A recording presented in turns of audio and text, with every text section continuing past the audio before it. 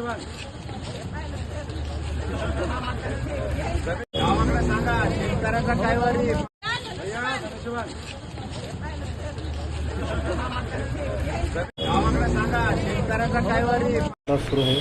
आपल्या शिवसेनेच्या वतीने पण प्रभाग 2 मध्ये उमेदवारांचा तुमचा प्रचार सुरू आहे.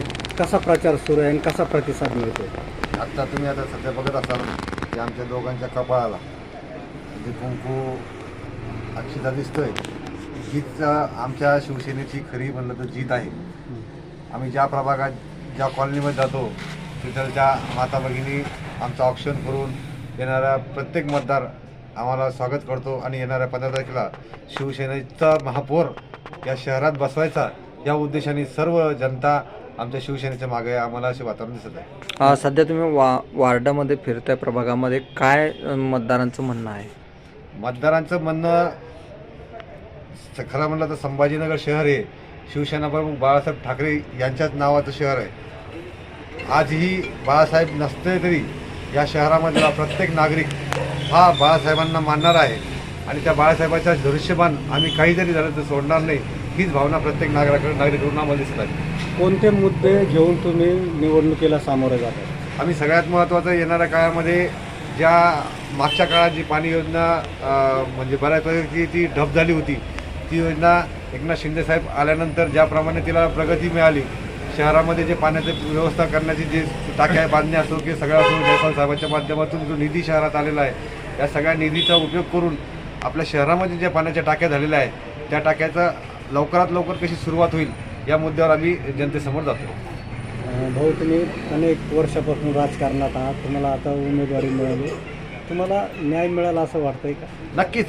मी तुमच्या माहितीत सांगतो की मी आता तरी आपण या टीव्हीवरच्या माध्यमातून बऱ्याच ठिकाणी बघितलं जातं की उमेदवारीसाठी या मारामार झाले, B.Com साठी मार झाले, पण मी खरं म्हणलं तर मी पक्षाला उमेदवारी पण मागितली नव्हती, पण पक्षाने स्वतःहून मला B.Com उमेदवारी देऊन मला उमेदवार म्हणून या प्रभागामध्ये नियुक्त केलं.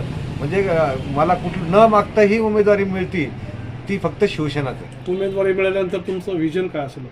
येणाऱ्या काळामध्ये शहराचा विकास हा सगळ्यात महत्त्वाचा आणि शहराचा विकास करत असताना माता बहिणीची सुरक्षा यामध्येही आम्ही महत्त्वाचं लक्ष देणार. 2 दिवसापूर्वीच तुम्ही माता बहिणीची व्यवस्था केली, काय तिथं सांगाल? काय नक्कीच काय आहे माहिती का, ह्या आम्ही जरी एकीकडे राजकारण करत निवडणुका जरी भाग असला तर प्रचार आहे म्हणून आपण अशा गोष्टी करू नये असं नाही, पण आमच्या माता बहिणीवर कोणी जर हात उचलत असेल किंवा कोणी त्याच्यात वाकड्या नजरेने बघत असेल तर त्याला आम्ही ह्याच पद्धतीने यापूर्वीही बऱ्याच वेळेस आम्ही धडे शिकवलेले आणि येणाऱ्या काळातही शिकवत येणार. काय आवाहन करणार मतदारांना हेच आवाहन करणार की या येणाऱ्या 15 तारखेला जिथेही धनुष्यबाण दिसेल तिथं शिवसेनेच्या धनुष्यबाणाला विजयी करावा.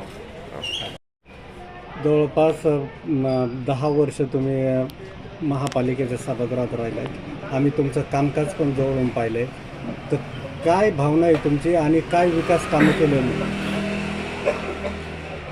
मी तर प्रथमतः नशिबान माने की मला शिवसेना पक्षाचे निशाणी धनुष्यबाण मिळालेले आहेत, कारण की लोकांची जी ओढ आहे ती केवळ धनुष्यबाण या निशाणीकडे असल्यामुळे आम्हाला देखील धनुष्यबाणाचा प्रचार करताना खूप सोपं जात आहे.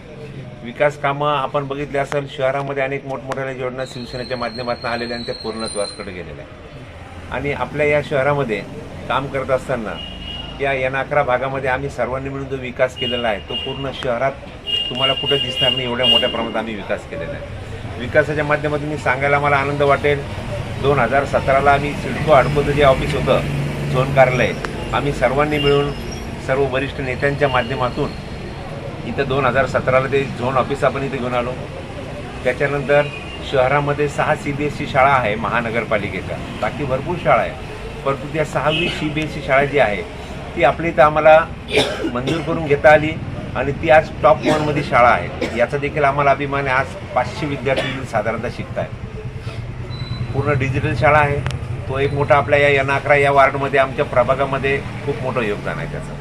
दुसरा मुद्दा असा आहे की शहरामध्ये अनेक भाजी मंड्या आहेत. 140 वॉट्याचं लिगली काम सुरू आहे आणि ते देखील 140 वॉट्याचं वाटप येणाऱ्या 1-1.5 महिन्यामध्ये आम्ही तात्काळ ते करणार आहोत. तिथे देखील सगळी सुविधा CCTV कॅमेरायुक्त असेल, सुलभ शौचालय, तिथं भाजी मंडी विक्रेत्यांना जाणार येण्यासाठी ते देखील तिथं पूर्णत्वाकडे आलेले. त्यानंतर शहरामध्ये सगळ्यात मोठं सुपर मल्टी स्पेशालिटी हॉस्पिटल ते आपल्या नजरेसमोर आहे. ते बाजूला डाव्या हाताला जर तुम्ही गेलात तर आपल्याला ते दिसेल. आपल्या माध्यमातून आपण त्याची बऱ्याच वेळेस चांगलं हॉस्पिटल होतं याची न्यूज देखील लावलेली आहे. आणि 60 बेडचं हॉस्पिटल आहे विथ ICU हे असल्यामुळे तिथं नागरिकांना 24 तास सुविधा उपलब्ध होईल. आणि इतर सर्व कामं ॲक्टिव्हिटीज 10 रुपयामध्ये मॅक्झिमम तपासण्या असतील, सगळे ऑपरेशन असतील, जे जे आजाराच्या संदर्भात तिथं सगळे नियोजन तिथं करण्यात येणार आहे.